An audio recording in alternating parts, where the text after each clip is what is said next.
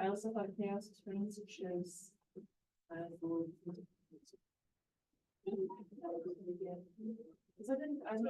We could use a little less chiz in that one.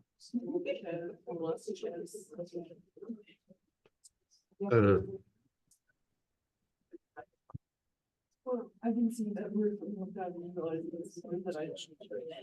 I heard, but I've not seen all of that. Yeah. Also, she's already got that article email.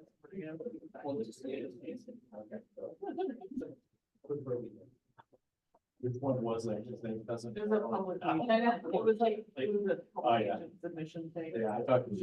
Okay. It's one of those where not in my section, but the topic. Yeah. Yeah, and I filed it, so.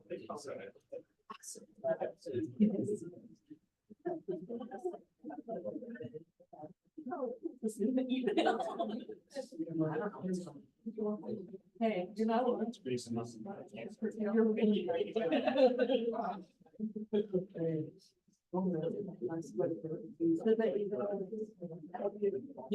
Yeah, that is perfect. I've already.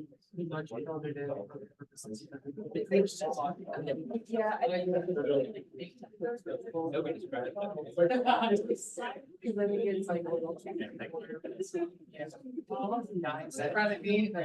like.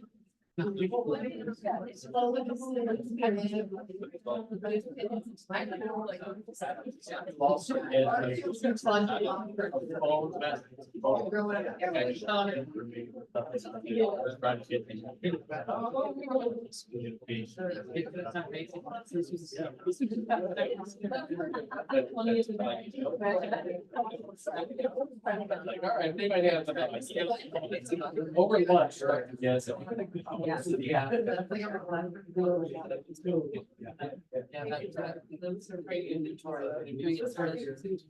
Yeah. Yeah, okay. I know, it's Nice seeing here, everybody knows. That's right. Standing here, everybody knows it's time. Okay, so, wow, there's Seth. Well, welcome everybody to the Internal Summer again. This is Doug. He's gonna teach everybody about Esri, more specifically about how to create a story map by watching him create a story map. There you go. Oh, so now I have to do that, I guess. I mean, yeah. That was my last minute. No, I'll do that. Yeah, so this is kind of an informal, pretty informal talk. And I was sort of keying off of Drew's idea of giving talks about conferences you've been to and things like that. I don't think I could go over all the stuff at Esri, and I will a little bit, but I asked for feedback on what people wanted to know about, and I think a lot of people are doing story maps or are thinking about doing them or should think about doing them. And so I thought I'd mostly cover doing a story map by talking about the Esri conference. So that'll come in a minute, but I did want to, one totally unrelated announcement that, because I have a captive audience and I have the room, I thought I'd just tell you about. Yesterday, we made a change to an update to the publication search. So if you're searching for publications, it's going to look a little bit different than what you're used to. And I already got a question about it, so I thought I'll just go ahead and talk about that really quick. So publications and map catalog. And the background of this is that Cheyenne and the group has been working on populating a new database of the KGS publications, which is a lot better and a lot more organized and better details and more publication. I don't know, you could probably talk a whole hour about what you're doing, but it's a new database of publications, and so we need to give that to the public because there's a lot of things in there that weren't in the old database or weren't organized really the best way in the old database. The problem is that now we have two databases. We have a publications, the old OLAP, what we call the OLAPS database, and then this new publications database The new publications database just has non-maps in it. And the OLAPS has all the maps. And so need to like combine them in a search. And so kind of did the best we could. This will get better once all the publications are together, because then it will just bring back one set of results, but the maps will be added, sorry, yeah. But I wanted to show you really quick what the experience you get. I really don't want to field a whole lot of questions about this because I want to move on, but I did want to show, you know, that we have this new search page. There's just one search tab. There's an order form. Sometimes that fills out. You can also click the link to order, and then a bunch of FAQs about publications and what we're doing. But you can search by keyword, title, author, and then pub ID just for kind of an internal use. But as I said, there's map results and publication results. So there's two different types of limits. So a little confusing, but I think, you know, if you play around with it, you can figure it out. Everything gets limited by these things or by years. So I'll just type in one title. Always do a contains, unless you exactly know the name of the title or keyword, probably title. Keyword searches a bunch of stuff. So if you click search, so you can see you get publication results at the top, which are non-map results, and then map results at the bottom. So anyway, have fun, enjoy the new publication search, give us feedback. Again, you know, this is sort of a stopgap solution, these two sets of results. Eventually everything will be combined, unless people love the map only results, and then I don't know, maybe we could keep doing that. But all right, that was my public service announcement. Now I'll move on. So yeah, I went to the Esri conference in July. It's always in July. It's always in or thereabouts. It's always in San Diego, which is really nice. It's an excellent conference. If you get a chance to go, I would recommend going. There's not a lot of opportunities to give talks because the call for presentations is like in October for a July conference. And then they only pick a very small selection of talks, because I've given one talk there before, but this year I tried to submit an abstract and was rejected. However, there's a lot of other opportunities to interact. I mean, mostly it's like going to a week-long training and you pick the things that you want to get trained in, because there's lots and lots of Esri talks by Esri people. So it's a nice conference. The other presentation opportunity you can have is to put something in their map gallery, and that's easy to do. And that's what I did this time. I presented a poster. I have issues with their map gallery because there's not like a time where you'll be there, but your map is up all week. So it's not like GSA where it rotates out, but then there's not a set time that people can expect you to be there, and you're going to stand there all week waiting for people to come and talk to you. So, but you can access some of the talks through the Esri website. And I think they're going to put more stuff up in October. So like right now, people who went to the conference can view like conference talks. And then they make a select few of those available in October. Those are actually worth checking out because they're the talks that they gave at the Esri conference, and then it's usually the latest, greatest stuff that they're doing. But you can look at the plenary videos, which are kind of cool. They have them from past years and stuff. But one interesting thing about this conference was that Tim Waltz gave a keynote speech. This is before he was selected as vice president candidate.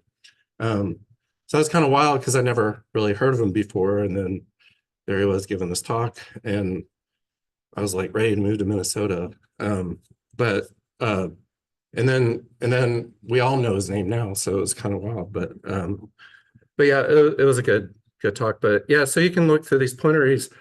They're all hosted by Jack Dangerbaum, so you get to watch him talk, which is okay. But the plenaries are kind of cool because they tell you what their sort of roadmap forward, what they've been, the things they're really excited about that they've developed, and then the roadmaps forward. So you can kind of get a sense of everything that Esri's doing by just watching the plenaries and then picking out sessions. So anyway, it's a good conference. Know some people went from Illinois mostly, and some other places. So yeah, if you get a chance to go, it's good. A lot of organizations bring multiple people because it's a huge conference all week, and it's hard to hit all the things with one person. So you'll see a lot of organizations bring more than one person. I do fine, but the good thing about Esri, so it's in San Diego, which is expensive because it's San Diego, but we do get free registrations. I don't know, it's through the UK license. I always snag one, no matter if I'm going or not, and then you can always give it up. So if you're ever interested in going, let me know, because we get free registration, which is not insignificant. It's a very expensive conference. And I don't think UK license, I don't think there's enough, I don't think they ever use up all the registrations here at UK. So or on the site license, which I think is other universities, but yeah, so give it a shot. I know Matt Massey's been, can't remember, anybody else been to the conference? Oh yeah, you've been, yeah. Oh, there you go. It was like command line days. You can probably watch a plenary about command lines, I guess, and you get a free water bottle, at least this time I did. So anyway, that's kind of the conference stuff. Kind of some interesting things. There's a whole bunch of stuff I saw, but just some interesting things before I dive in the story map things. They talked a lot about their pre-trained models. And they had this interesting one about detecting well pads. I haven't tried this, but basically taking imagery and then, sentinel imagery, or I think you can use any imagery to detect well pads. And that sounded relevant. I'm always like sort of the keying off on the relevant things, but so I don't know, might look at that. Very cool thing to me that they've introduced with ArcGIS Online is a thing called ArcGIS data pipelines, which is something I've been waiting for a long time. Of course, there's like a catch, which is that it costs credits to run the pipelines. But if you've ever done Model Builder in ArcMap or ArcPro, this is very similar, except it's in the online environment. And what that means is that you can update online layers with, say, database data or streaming data or that sort of thing. And you set up these. It's just like if you've ever done Model Builder, which is basically programming in a very visual, sense. You kind of string together commands to build model, and then it runs, and it can sit and run in the background in ArcGIS Online to update your layers. And I can think of a lot of uses for this for us and for some projects I've worked on. The problem with data pipelines is that, and I hope they make this a little bit better. It uses credits to even open the editor. And credits, we have lots and lots of credits for our ArcGIS Online account. I'm never really worried about spending credits. And so I don't really know how many credits this thing uses. So I need to experiment around with it a little bit, but it's sort of like, why do you have to do that? Credits don't get used very much by our organization because we don't do a lot of credit things. Like the biggest credit use things are geocoding. So if you have like a list of addresses and you turn those into GIS points, that costs credits. If you have a lot of addresses, it can add up a lot. We don't do a lot of that. And then caching maps, where you're taking map layers and you're making them into basically images that are very fast. We don't do a lot of that either. So this is a new thing that takes up credits, and I just need to see it may not be a big deal, but it's sort of like I even opened the editor and it ate up like 30 credits, and I was like, what? Close. And I was so excited about it. But anyway, that's Esri for you. So there are a bunch of other little things. This is Arc Pro. I went to this like tips and tricks in Arc Pro, and it was it was a lot of stuff kind of new or wasn't really that relevant. But one thing I learned was that a lot of people are Arc Pro users in here. So, you're familiar with, you have a project and you map a folder, and one problem with mapping folders or any of these things is that if you get disconnected from the internet, it can, or say you take your computer home and you fire up Arc Pro, it can take a really, really long time to open up a project if you have a lot of folders connected. And what they suggested was actually not doing this, but making favorites, using favorites, because this is kind of silly. I guess it makes sense, but the connection to folders always persists. It's always looking for that folder over the internet or your connection. Whereas favorites, the connection doesn't persist. It only happens when you open a folder. That's actually really useful if you've dealt with like a project that took a really, really long time to open. It's probably because it's trying to open all these folders. So that's my one Arc Pro. Well, one of my Arc Pro tips that I got from the thing. It's really stupid, but it matters. Because I never used favorites, but now I will, I guess, because they said so. The other thing they suggested was using really checking out the settings. So the settings are, so let me get to that. It was under project and then options. And there's a whole lot of settings, the default settings for where your projects land are set by default, like on your home folder and your C drive, and you can change all of this. And they actually suggested really checking this out whenever you start a project and making sure, because there's the default database, geodatabase that your project creates, and it's way buried in your C users folder, and you can change that. So say like your project folder or another drive or whatever. So that I thought that was, it's just something, it's a good reminder to check your settings. And then there's a whole lot of other settings in here that are kind of worth going through. Won't go through all of them or anything like that, but there's a lot of settings. So and yeah, and just Arc Pro in general, everybody knows, we're licensing through ArcGIS Online. So you need to have an account to use Arc Pro, and you can always ask me for that if you have trouble.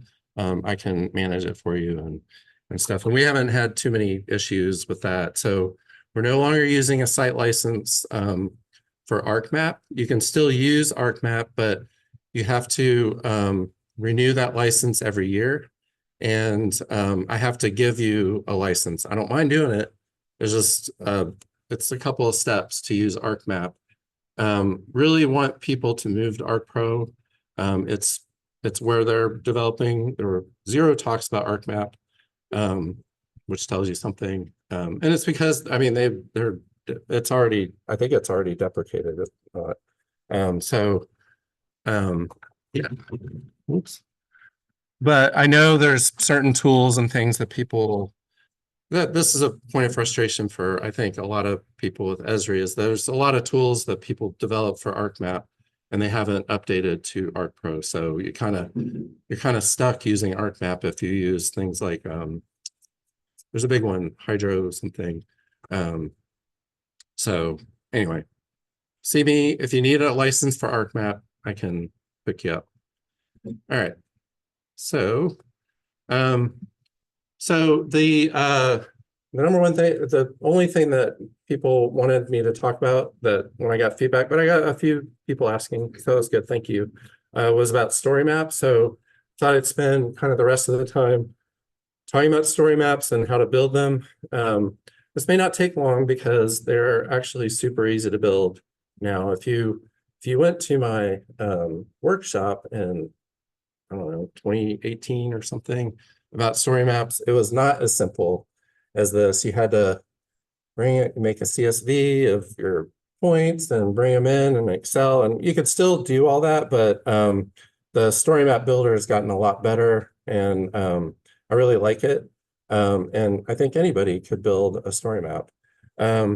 So there's two ways to go into story maps. One is just, I mean, you can just Google story maps and it'll bring this up. This is the first thing. Or you can go through ArcGIS Online and just log in and then access. So I'll do that. Let's sign in. Blah, blah, blah. And you get everything in ArcGIS Online. It may look like this. Your results may vary. So you can do this, and then you can get a new item, or actually you can create an app and go to story maps. You can go that way, or you can just go here and sign in. It's the same exact sign in. So, there's two different ways to do it. If you do this way, then it shows you, you're kind of in story map world. So it shows you where you are, all the story maps that you built, and then it's got all the things that you need to build a story map. You can, so you can look at all your old stories and etc. But so to create a story, simply you can go to create a story. And they give you kind of quick start ones. A sidecar is, we'll kind of get a sense of it, but it's basically text on one side and then like an image or a map on the other side, or it can be like image at the top, and you can kind of, I'll show you the design elements. You can do all of this if you start from scratch, but it just kind of quickly gets you there. Guided map is exactly what it says, that you have a map, and it's like when you go to the story map, it's just one big map, and then different numbers, and it's sort of like a field trip guide book, I guess. Or Explorer is similar, but the points are on the map. Oops, can't do that. Points are on the map, but they're not ordered, and they're on the left, and blah blah blah. So these are just quick starts, but I like to start from scratch because it gives you all the options for creating a story map. So what I thought I'd do is go through my Esri. I have photos I took at the Esri conference.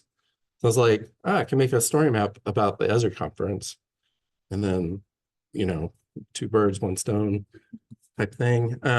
But also it has a spatial component, so I can show you how to build a map and that sort of thing. So I'm starting from scratch. I like to do that because, again, you just get all the design options, and then you can change things afterwards or during or whatever. So there are some setting, just to give you the landscape here. The design is literally what it says, the design, but you can do things like add navigation to it. And I'll talk a little bit more about this because it's actually one little confusing thing. You can change the look of it. Do that. Let's do that. No, let's do that.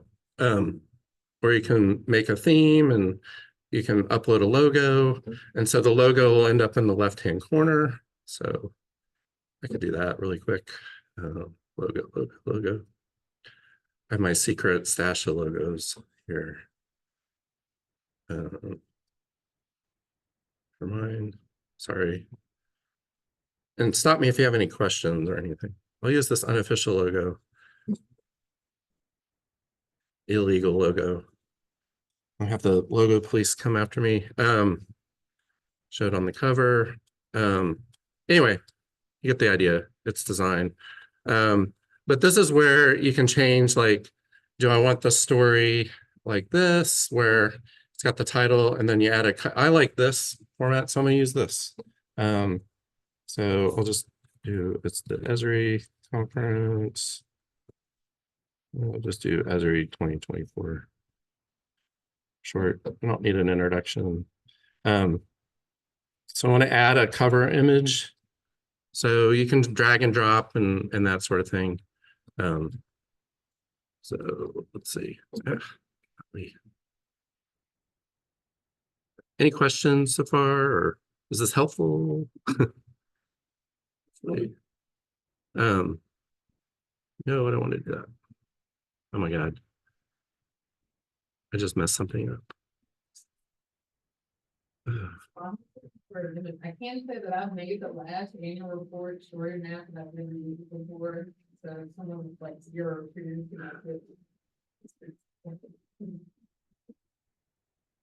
Oh man, I took out the, so one thing, actually, this is a good little exercise in Windows capability, is that I got an error message that my images have to be a certain size.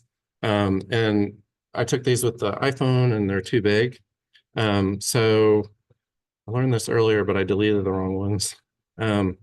So you can select them all, because you'll probably run into this if you develop a story map.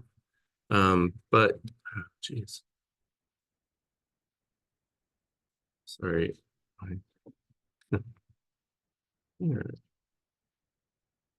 Okay. Select all. Right click. I don't know why it's doing this. Sorry. All right, I'll just do one. Well, you can resize them all. So yeah.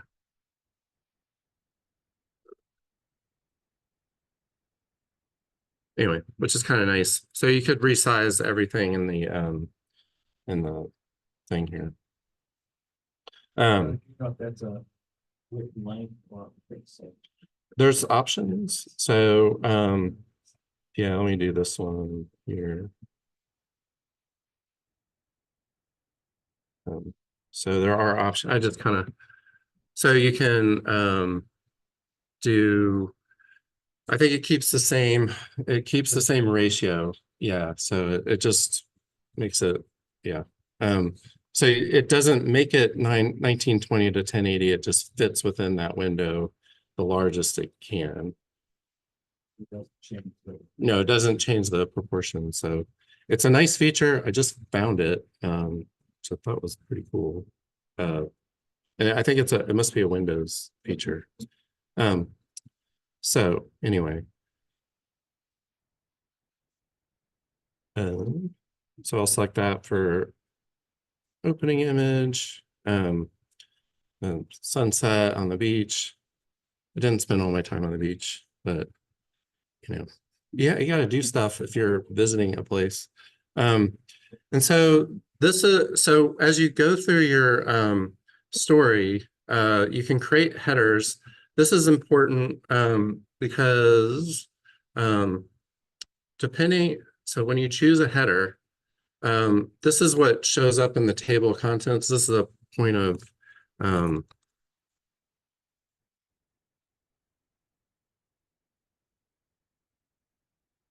so you can see as I was typing, it now makes a header.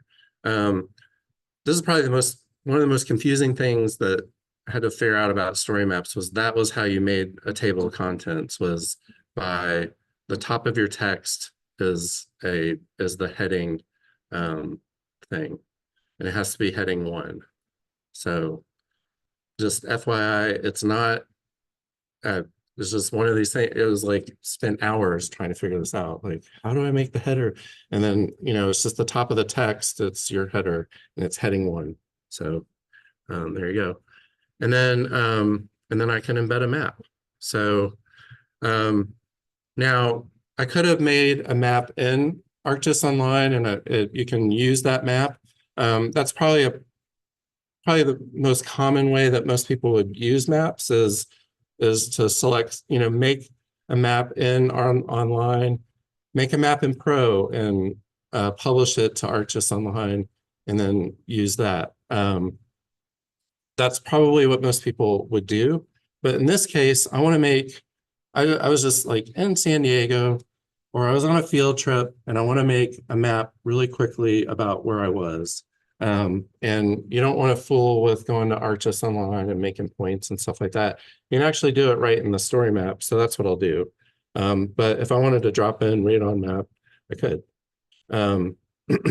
So when I click that express map at the top, now I'm in this sort of map, like really very simple map editor, but it's pretty nice.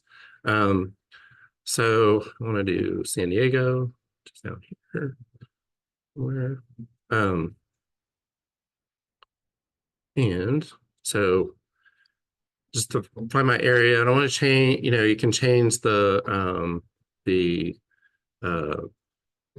base map, make it this kind of cartography, carto old map thing.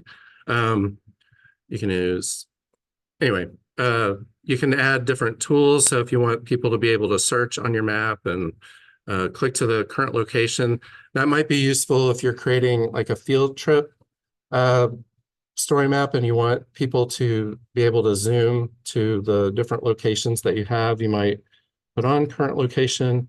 If you're doing that type of thing, I would use the quick map builder, the tour one, but you could do it here. And then there's some other options that I don't really care about. But so now I can just draw features. So there's different, you know, you can draw polygons and circles and all kinds of stuff, but I just want to drop points, and I don't care if they're numbered, although you can drop numbered points. I just want to drop different locations. So I will try to do this. So the convention center is over here somewhere. Where's the convention center? Here. Oh, I was actually in the sale gallery, so I can move this point. So it's a very nice functionality. You can probably you can, you know, type in you can actually type in a lat long, and it'll zoom you to the lat long. You just need to have it in, you know, I think it's latitude, comma longitude format. But anyway, I was here. So maybe I just want to build some other points. I don't know, I was at Coronado, some point here, you know, the ferry is in the middle of the thing here, and one point we took a bike ride and we went down here, and let's see, we went over to Ocean Beach. So here, I rented a bike. So if you go to Esri conference, there's lots of things to do in San Diego, but anyway, so I've created these points, and then right in the story map, I can add images. So I can go and add like my map gallery image here. And I didn't know about this limitation until today. So I can do my cool conversion thing.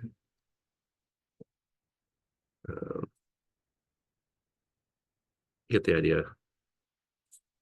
Resize. I'm gonna resize this. I'm just gonna resize the one, but you know, I don't know why. Trouble. Here's the top down bar. Oh. Anybody know? The L's just a sec.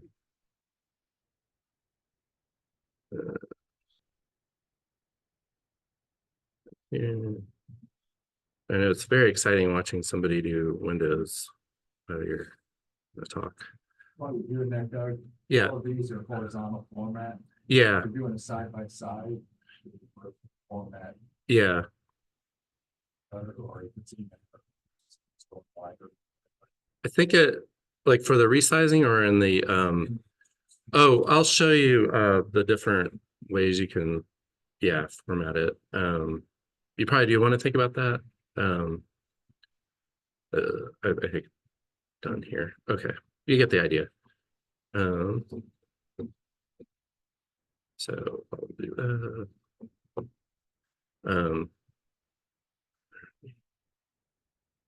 And then.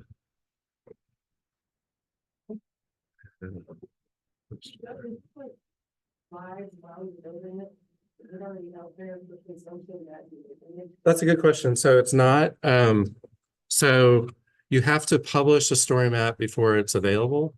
And then once you publish it, whatever you've done is available. However, if you haven't turned sharing on for everybody, for the whole world, it's only available to view in your organization, actually probably just to you, until you make it available either to your organization or the general public. So there's a lot, I'll show the sharing options, but no, nobody can see your work, basically. And one of the things about this is that I tell people just dive in and use the thing, because you can always just delete your story map if you've gotten into it and you've totally messed it up.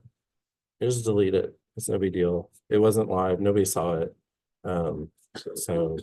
But I'll show the publishing part, because that does make it available depending on the level that you shared it. Yeah, I can edit this. Maybe I want to crop it, or whatever. I don't know. Anyway, you play around with it.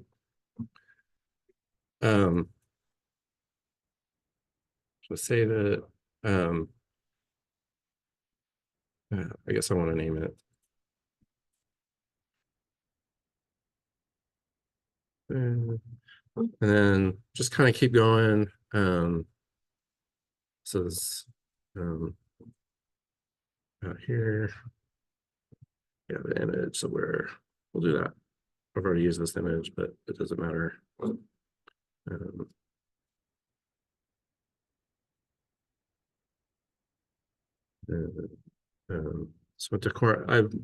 we rented bikes.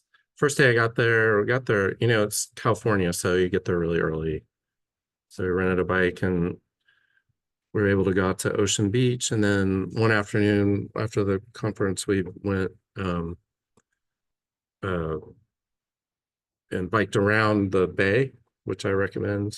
There's a bike trail around the whole bay. So that was pretty cool. And then you take the ferry back to San Diego, and it's really pretty. It looks like that.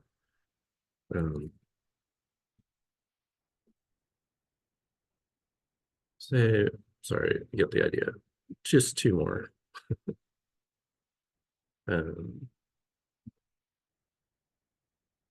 This will work. There were salt flats down here. Maybe I can do this here. That would be neat. No. Any other questions while I'm sitting here? Yeah. Were any of your pictures geo-referenced? They might have been. So I think maybe I could have dropped these into, just dropped them in and they would have created points. Yeah. Like I said, I thought of this like during lunch. So that's a good point though. I think you could just drop pictures, and if they're geo-referenced, and we could try it actually. And it'll, yeah. If they're on an iPhone, have you drop them? Yeah, so you probably want to resize them and then drop them in. But the metadata would stick with them. So here we are, Ocean Beach. Okay, so that's the picture part. Actually, I'm curious about your question. So I don't know how to do that right this second. I think you can. I think, and actually the way to do it is, I think in ArcGIS Online maybe is drop them in. I'm sure there's a way to do it. Maybe that's what this is. Oh, I don't, it's a group. Yeah. So yeah, I've got this map. So cool, I can, you know, you could just do that and then, but you can also play with the structure of the map and you could have it out on the side and just have a narrative about it. Alternative text. You can also, there's a place to do this. So yeah, that's the, I think that's the, but there's a way to show them on the side. Maybe, sorry.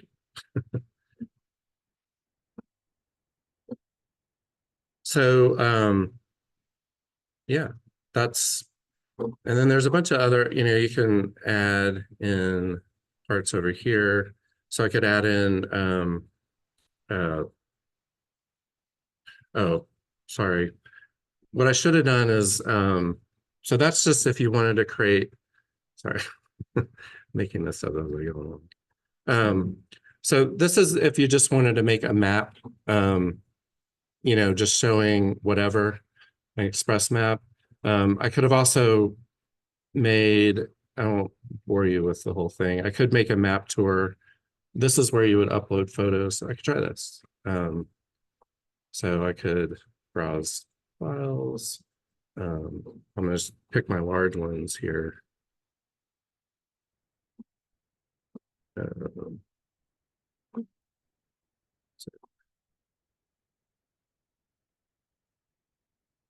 And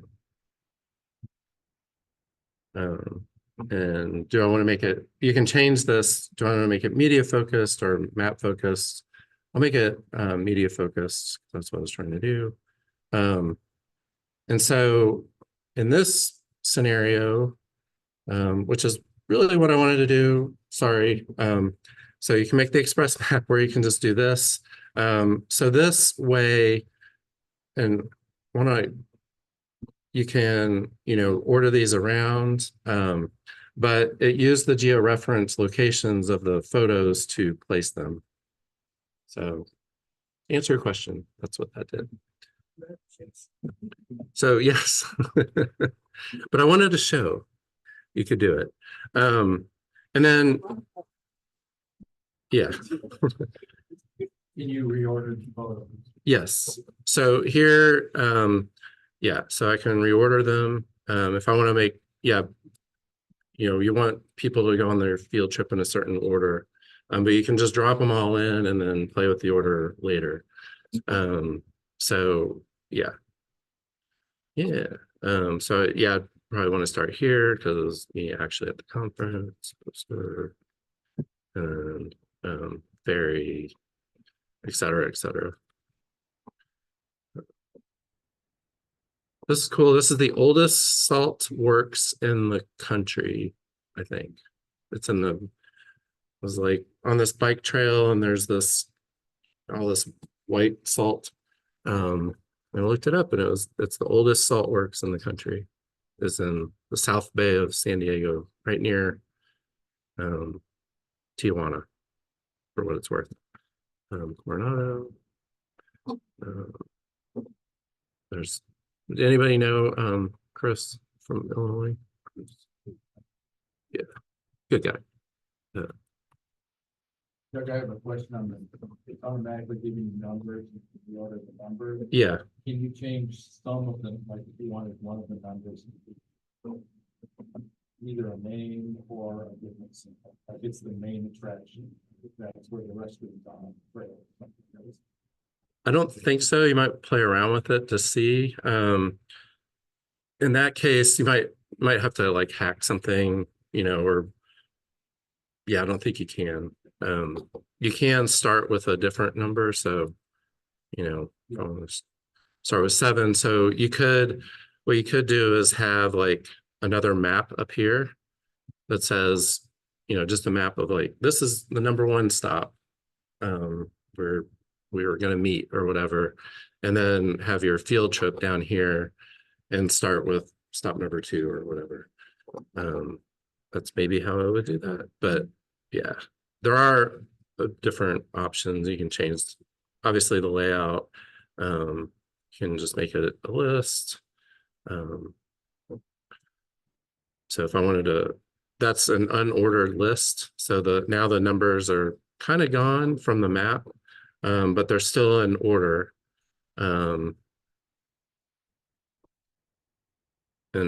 But I kind of like this because it's, it's the field trip sort of way. So yeah. So this is so what I'll do is go ahead and publish it. I'm not going to publish it to the world, but this is getting to Carrie's question. So none of this stuff, all this stuff is in the editor right now. It's not even really saved. I mean, they do say it saves in the cloud. It's always saving. So it's like any cloud service, it saves as you work. So if your computer crashed, you could go back to your story map. But it hasn't been published yet. And publishing makes it available to whoever you've decided to make it available to. So I've got story details, and I can still, edit this, replace the image, I guess, replace the title and add a summary, that sort of thing. This is the sharing level. So sharing, right now it's only I can see it. I can make it also just available to the organization. That's helpful when you're, say you're doing a KGS story map publication and you want just the editor and whoever to see it.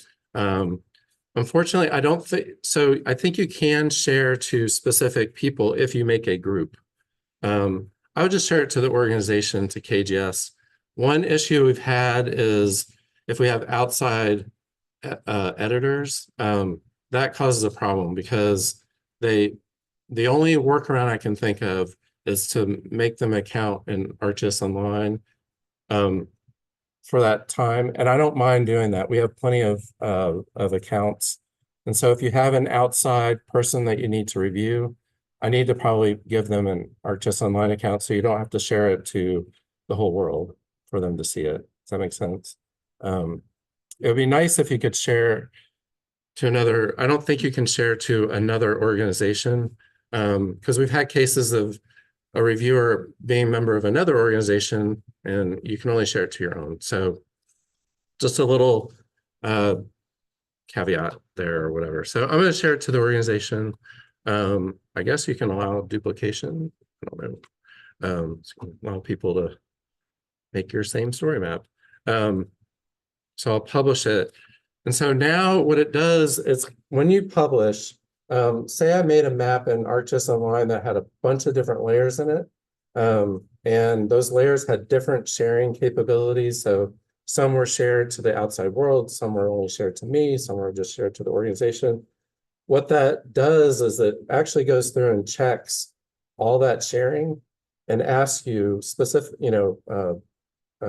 about each layer. If you want that, just to make sure, do you want to make this shared to the whole world if you're sharing the story map to everybody? And that's a really nice check. It used to not do that. And then you give people a story map and they wouldn't be able to view it. Now it does this check when you publish. So it only does it when you publish, but it's a very nice check. So just FYI.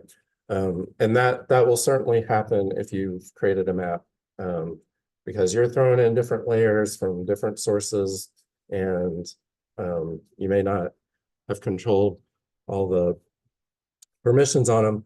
And so if you say, yes, I want to share this to everybody, it'll just go ahead and change the permissions for sharing. And by sharing, I just mean people can view it. They can't, unless you've turned on editing, they can't edit, and they won't be able to edit your story map. So, because you still own the story map. So this is what it looks like once I've published it. And now I think what I'm going to do is, yeah, so this is in the view mode. Because I'm still logged in, I still have the option to edit it and that sort of thing. If I wasn't logged in, well, I couldn't see it. So let me just show you that, what it would look like. So now I'm in a secret window. And so it wants me to log in. So that's what it looks like if you send somebody the URL and they don't have an ArcGIS Online account and you've only shared it within your own organization. So here's my story map, big map of where it was. Yay. So I could click on those and see different things. Or I would never do a story map like this because this is ugly, but but you get the idea. I mean, so now I've got, I started at 7 just to demonstrate what that was. So this is my poster, great picture of my head cut off. That's awesome. I think if I do that, and so I give a poster. Probably, yeah. Ferry ride, their bikes, salt thing, Coronado, beautiful, Ocean Beach, cool. And then this is what the map gallery, if you've ever been to the San Diego Convention Center, it's got this big tent area in the middle. This is where the map gallery is. It's a very nice space. And so that's where the map gallery part was. And then, anybody know what this is? It's the bar from Top Gun. The Great Balls of Fire. There's the thing. Oh, sorry. It's right there, kind of at the thing. Not the first bar. The bar where the yeah, with his wife and yeah. There. I've been to that. And then this is Balboa Park. They always have a big to-do at the end of the conference. It's a nice event, and Balboa Park's a really neat place. And it's up here in San Diego. Anyway, so go back to edit my story. I think that's about all I had. Just to show you a few other things, you can add all kinds of credits and stuff. And then there's a bunch of different options for things. We focus on the map, but if you just want to add, say an image gallery, there's different options for an image gallery where you can have it like that, or you can have it where you can kind of walk through a bunch of different images. I've done, if you've seen a couple of story maps, we've done that. Oh, you can add I forgot to add my video. This is great. This is my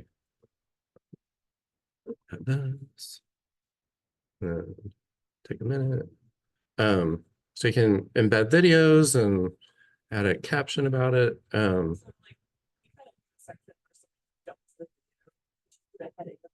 Yes, yeah, so that's good. Yeah, thanks. Yeah,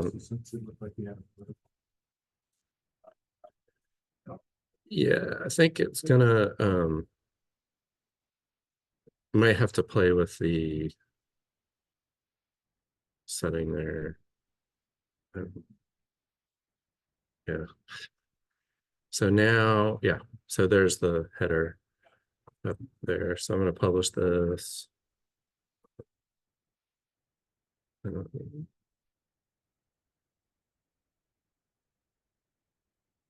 down to my, go through the tour. That's actually this is a good point here, is that if you're doing a tour, say you're doing a story map and you want to tell a story, and then you want to have this kind of tour map, it's kind of annoying to have it embedded in the middle of your story map, unless that's what you want people to do, is do the tour and then view the content below it.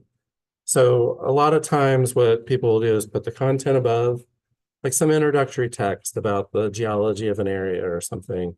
And then at the bottom is your tour. It's sort of the basement of your story map is the tour part.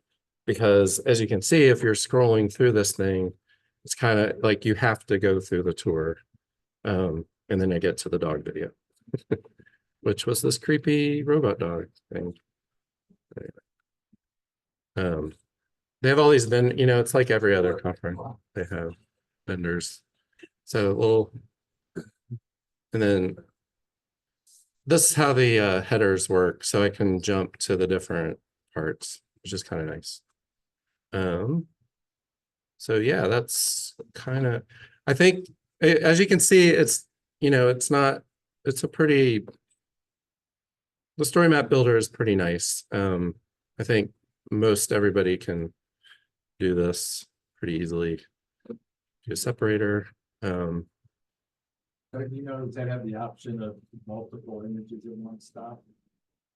Oh, that's a Like good, if you had a diagram, a photo, and then you had the explanation of what was on the photo. yeah, You'll yes.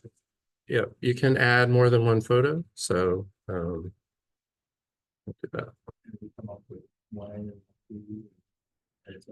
I think you'd have to caption it. So let's see. Would that work? Right, yeah. So it's like this. Yeah. And then you can reorder it. I was trying to see if you can add like a caption. Probably not. I think probably what you'd have to do is say, left photo is blah, blah, blah, whatever.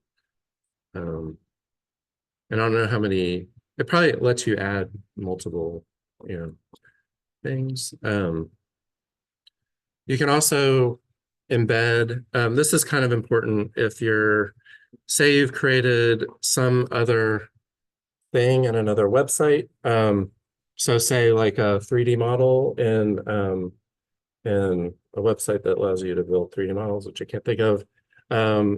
There's no way to bring that into Esri. You can actually embed, that model in your, if that website allows you to share out that model as usually it's like a inset HTML or something, but the code or whatever, you can actually embed that in the story map here. So all you have to do is have the iframe code, and that's usually what they call called iframe.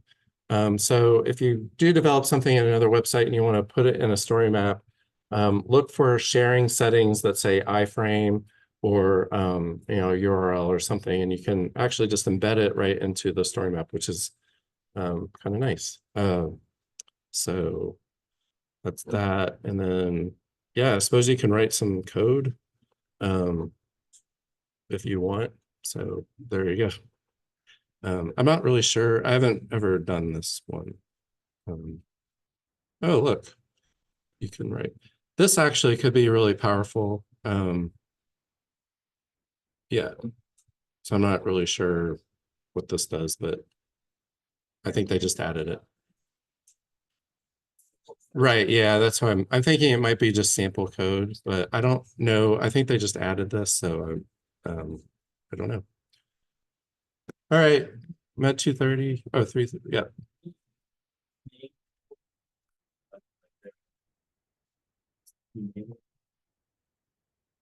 Wait, which part?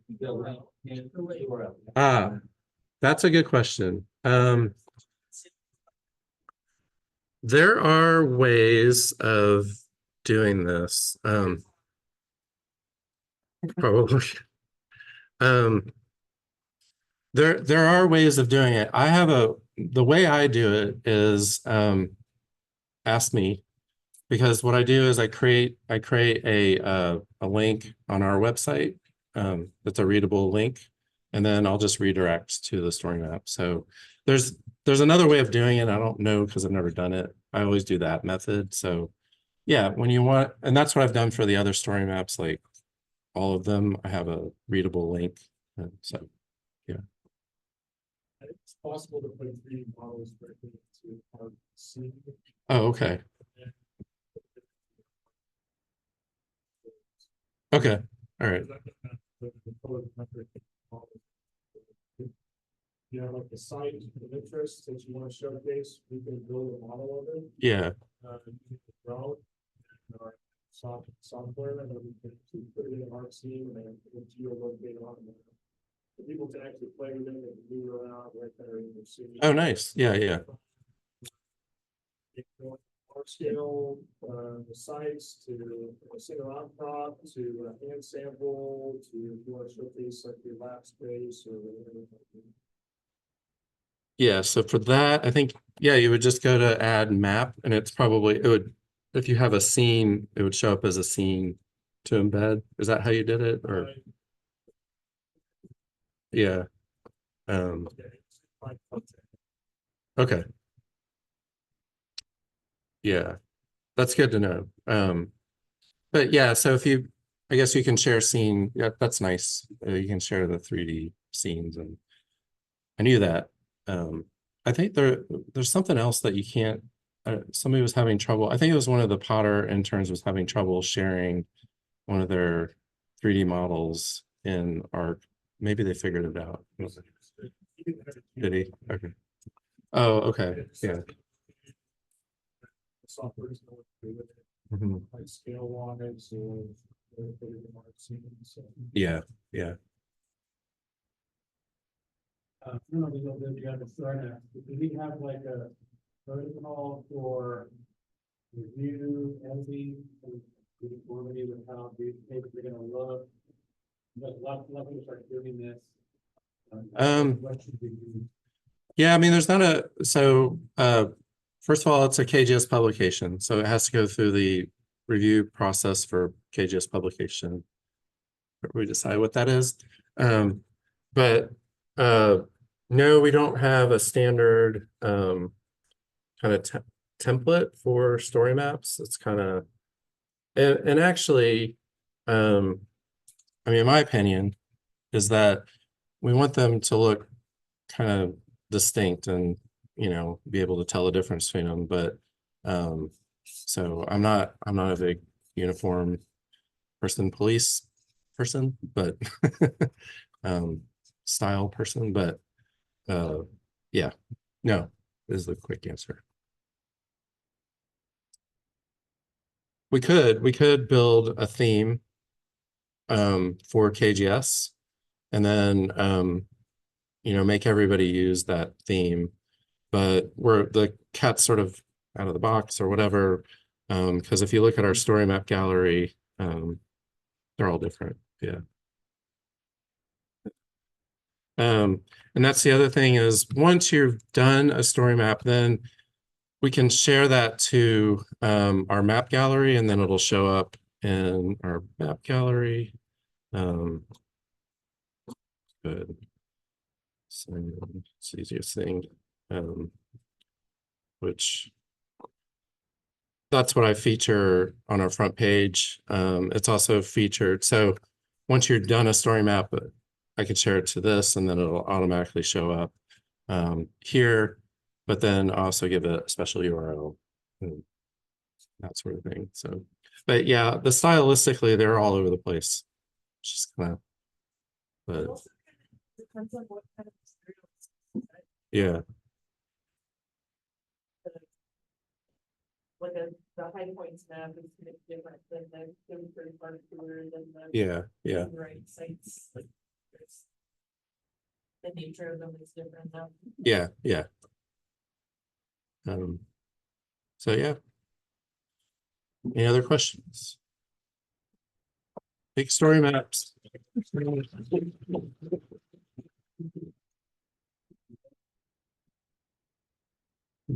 You got a slide in there. All the answer words for